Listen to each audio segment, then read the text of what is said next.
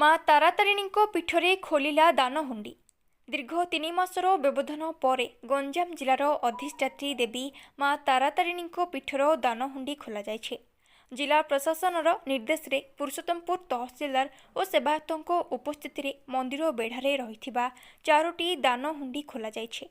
ହୁଣ୍ଡିରୁ ବହୁ ବିଦେଶୀ ମୁଦ୍ରା ସହ ସୁନା ରୂପା ଓ ବହୁ ଟଙ୍କା ବାହାରିଥିବା ବେଳେ ଏଥିରେ ଗୋଟିଏ ଚିଠି ଉଦ୍ଧାର ହୋଇଛି। ପ୍ରାୟ 20ରୁ ଊର୍ଦ୍ଧ୍ୱ କର୍ମଚାରୀମାନେ ସମସ୍ତ ସାମଗ୍ରୀ ଗଣନାରେ ଲାଗିଥିବା ବେଳେ ଦାନହୁଣ୍ଡିରୁ ମା ତାରାତାରିଣୀଙ୍କୁ ନିଜର ଏବଂ ପରିବାର ସଦସ୍ୟଙ୍କୁ ଦୁଃଖ କଷ୍ଟରୁ ଦୂରରେ ରଖିବା ପାଇଁ ଛୋଟ ଛୁଆଟି ମାଙ୍କୁ ଗୁହାରି କରିଥିବା ଚିଠି ସମସ୍ତଙ୍କ ମନକୁ ଛୁଇଁଛି। ଦୀର୍ଘ ମାସ ଧରି ମାଙ୍କ ହୁଣ୍ଡି ଖୋଲା ଯାଇନଥିଲା। ଆଜି ଜିଲ୍ଲାପାଳଙ୍କ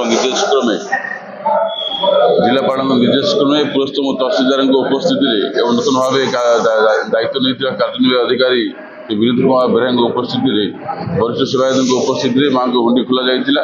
ଏଥିରେ ବିଭିନ୍ନ ପ୍ରକାର ସୁନା ଅଳଙ୍କାର ଆରମ୍ଭ କରି ଧନ ଟଙ୍କା ବିଭିନ୍ନ ପ୍ରକାର ସାମଗ୍ରୀ ବାହାରିଛି, କିନ୍ତୁ ଗୋଟେ ଛୋଟ ପିଲାର ଚିଠି ସମସ୍ତଙ୍କୁ ଆଚମ୍ବିତ କରିଛି।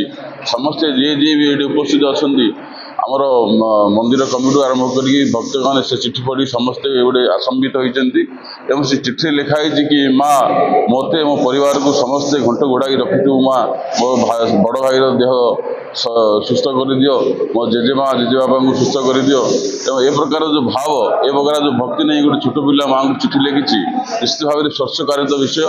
ଏବଂ ମୁଁ ଶ୍ରୀଅଙ୍ଗ ଲାଗି ସେବାୟତ ହିସାବରେ ଶ୍ରୀ ଭଗବତୀ ମା ତାରାତାରିଣୀଙ୍କୁ ଆହ୍ୱାନ କରି ମା କରୁଣା ଆଶୀର୍ବାଦ ଭିକ୍ଷା କରିବି କି ସେ ଛୋଟ ପିଲାର ମନସ୍କାମନା ପୂର୍ଣ୍ଣ ହେଉ, ତା ପରିବାର ସମସ୍ତ ସୁଖ ପ୍ରଦାନ କରନ୍ତୁ।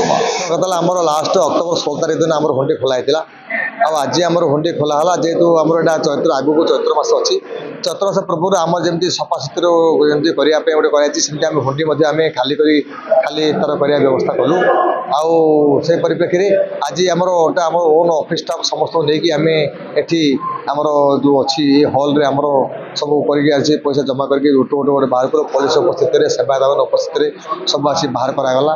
ଆଉ ସବୁ ପ୍ରକାର ଦେଖାଗଲା ଯାହା ଜିନିଷ ବାହାରିଛି, ସେଥିରେ ଆପଣଙ୍କର ବାହାରିଛି ରୂପା ହାର ବାହାରିଛି, ସୁନାର ହାର ବାହାରିଛି, ଆଉ ସୁନାର ଗୋଟେ ମିଶ୍ର ମଧ୍ୟ ବାହାରିଛି।